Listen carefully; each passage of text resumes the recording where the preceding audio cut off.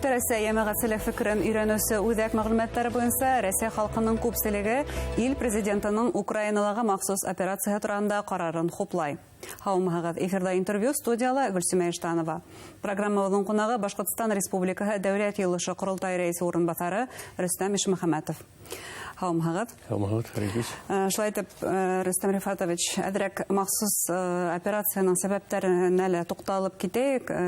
Ни тиклем тәрәндә ята бу сәбәпләр? Беренчедән, ысынлап та дөрес әйттегез, Рәсәйдәге гражданнар абсолют күпселеге Донбасстагы был махсус спецоперацияны хуплай. Безнең республикалар шулай дип уйлыйм. Инде шуның моны төп нәйне карасак, проблемага дип әйтәйек. Әлеге вакытта күрәһегез, моны телевидение Рәсәй кимәлендә, халыкара кимәлендә төрле фейктар, күп төрле мәгълүмат. Но мин иң беренче безнең үзебезнең президент Владимир Владимирович Путинның шундай нәйне решениене карайым. Иң беренчеләрдән безнең Рәсәй Федерациясына, безнең илгә, безнең халыкка шундай угрозалар булды. Иң беренчеләрдән ул башланды. Украинала үткән моны кораллы переворот булды бит инде. Шуннан соң безнең шул Украинала властька килделәр неонацистлар. Һәм исләһегез, интернетта, телевидение күрәтеләр, бандерасызлар марш үткәрә башланы Киевта, Харьковта. Төрле оешмалар килеп чыкты. Азов батальоны, Айдар һәм башкалар АТО дигән операция башланды. 8 ел барды бит инде Донбасс һәм Луганский халык республикасында. Әлеге вакытта моны 14 меңдән ашу кеше үлгән Донбасста. Ошо 8 ел эчендә күп өйләр, балалар бит инде. Шуга була сынап та геноцид. Һәм икенче яктан безнең уңгы елларда күрәһегез, безнең граница эргәһендә укулар башланды бит инде хәрби НАТО ягыннан. Һәм Украина Будапешт соглашение сыгабыз дип әйттеләр. Ул соглашение буенча, тергеҙеү буенча, уларда ядро оружиеһы коралы булырга тиеш түгел. Һәм безнең Рәсәй Федерациясының моны безнең хукук, безнең безопасность был угрозала була бит инде. Шуңа мин уйлыйм, моны беренчеләрдән шундай трамплин дип әйтәк булып торды. Ошо НАТОның ниләре эшләгән эшләре һәм моны президент Украинаның Зеленский, артыгын беләгез, Американың президенты Байден әйтте бит инде, моны экономик санкциялар гына түгел, өченче мировой хугышта булырга мөмкин дип әйтте. Шуңа әлбәттә безнең президент ошоны көтмәенчә безнең халыкка, безнең илгә шундай агрессия булмаһын өчен мына уларга мына бүген буквально телевидение күрәтеләр бит инде, беләгез, бер көнгә әйтеп иртәрәк НАТОны опережать итеп безнең Россия шундай операцияны эшләргә вынуждены мәҗбүр булдылар. Шуңа мин уйлыйм, әлеге вакытта был операция был Донбасста гына яклау түгел, ә безнең илде хаклау, бөтә планетаны хакларга шундай зур бәлә, зур угыш башланмаһын дип. Гомумән бына ошо махсус операция башлангас, еш кына шул ук медиа киңлектә шундай хәбәр яңгыраны, шундай фикер яңгыраны. Рәсәй бер касан да хугышты башламай, ә ул уны тамамлай дигән. Димәк, әлеге был махсус операция шундай 2 ел гына түгел, ә бәлки тистәләрсә ел элек барган, тистәләрсә елдар барган шундай хәлләргә, ситуацияларга нөктә кую. Исламда дөрес әйтәһегез, был ситуацияны без күрдек Сирияла, Афганистанда ла күрдек, төрле илләрдә, Америка һәм НАТОлар шундай хугыш башлап, безнең ил килеп, менә ошо нөктә куя торган. Әлеге вакытта шулай ук безнең бүген хәл Донбасста яклау гына түгел, ул Рәсәйнең киләсәген хаклау. Һәм әлбәттә киләсәктә безнең территориялы моны мин әйтәм, ядро коралын кулланып, зур хугыш булмаһын өчен бүген Украинала шундай операцияны үткәрергә кирәк. Һәм аңа нөктә куярга кирәк дип уйлыйм. Һәм безнең моны армияның бурысы Украинала үткәрергә денацификациялау, ул иң беренчеләрдән нейтраль булырга тиеш. нейтраль. Кыргызстанга каршы үткән елларда Украина ул плацдармга әйләнде плацдарм.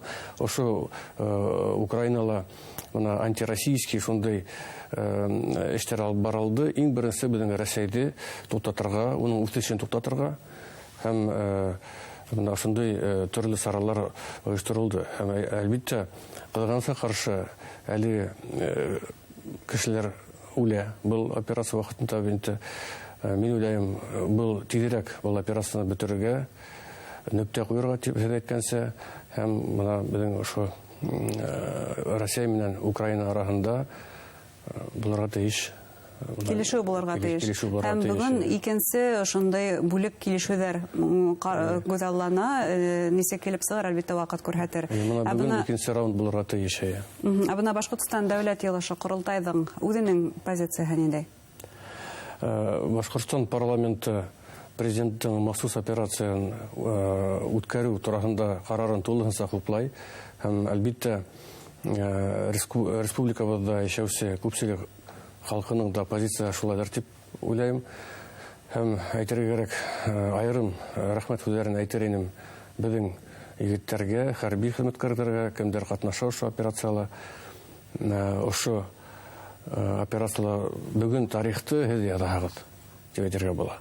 Чөнки шуны онытмаска һез Украинага түгел, Россиянең мәнфәгатьләрен генә түгел, бөтен дөньяның ошо нидә эшләйсегез дип уйлыйм.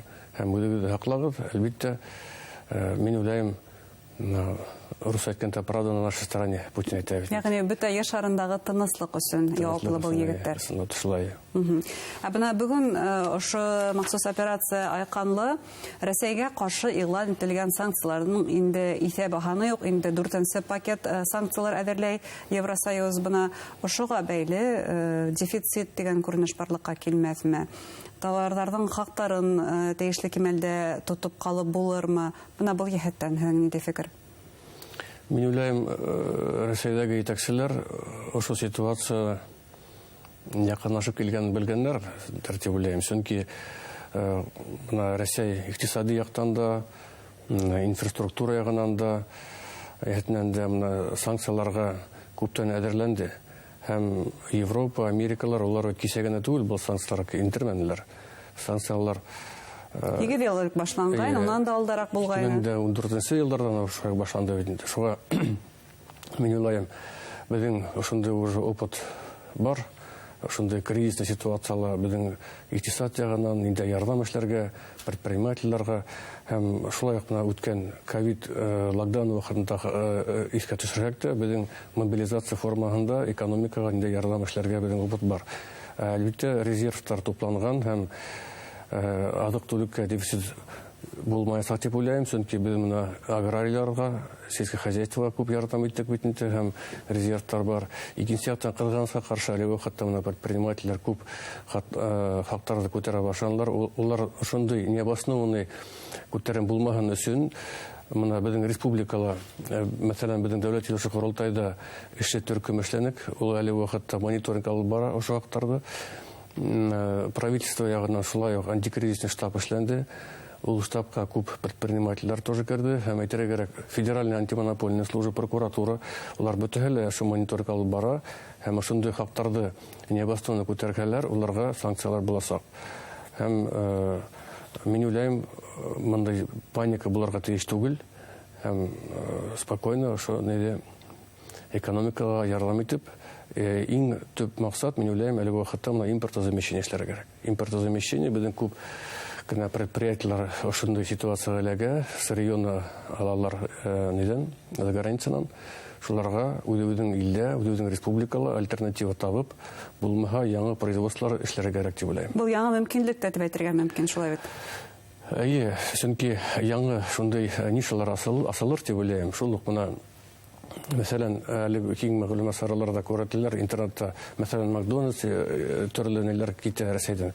Китәләр, уларның урынына безнең предпринимательләр үсеннәр, үзебезнең инвесторларны үстерергә кирәк дип уйлыйм. Ни өчен безнең кысты бай дип аталган билдәле ризыгыбыз шул ук Макдональдстан ни ягыман кем дип тәфсиргә мөмкин, шулай бит.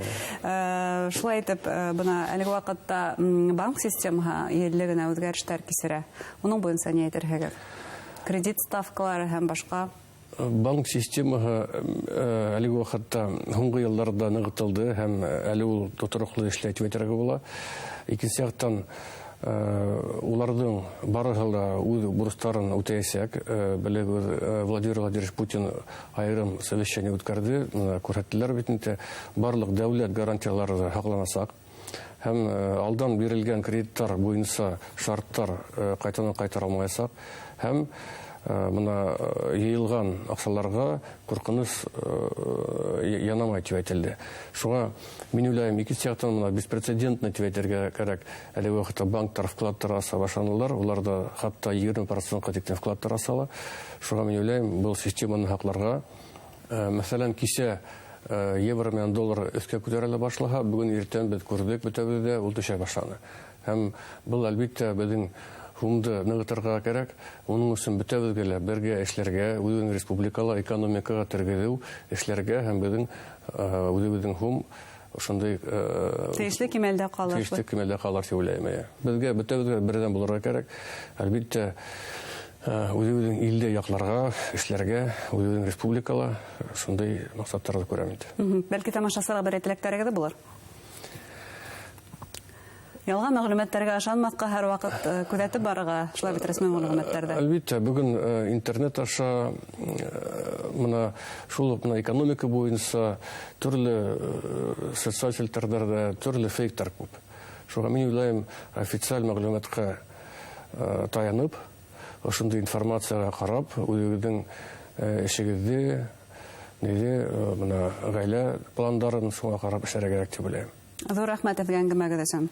Хөрмәтле тамашачылар, шулай итеп безнең студиялә Дәүләт Йылышы Курултайы рәисе урынбасары Рөстәм Ишмөхәммәтов булды. Игътибарыгызга зур рәхмәт.